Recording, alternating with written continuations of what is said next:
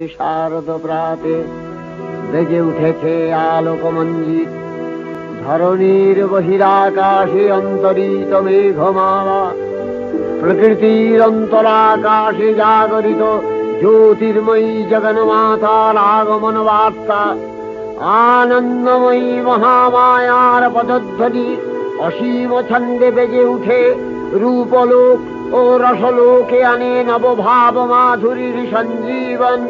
তাই আনন্দিতা শ্যামলী মাতৃকার চিন্ময়ীকে মৃন্ময়ীতে আবাহন। আজ চিৎশক্তি রূপিণী বিশ্বজননীর শারদশ্রী বিমণ্ডিত।